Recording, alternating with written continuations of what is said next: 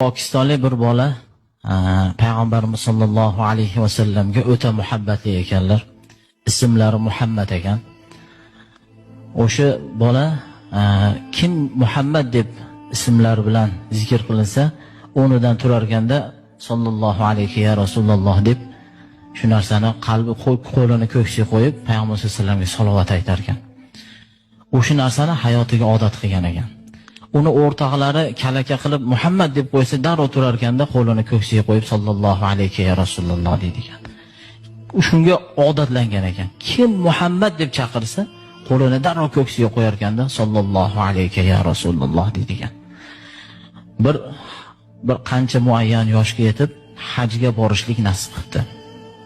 Shunda haliga xursand bo'lib, haj amalidan keyin Rasululloh sollallohu alayhi vasallamni ravzalarini borib ziyorat qilishlik menga nasib qilsin deb o'sha joyda ziyorat qilib Rasululloh sollallohu alayhi vasallam bilan salomlashib kelaman ekanda degan xursandchilik bilan haj amalini bajarishlikka hajga safarga otlanibdi. Har joyda haj amallarini bajarib endi Madina-i Munavvaraga boramiz deganda sheriklari hammasi ketib qoldi.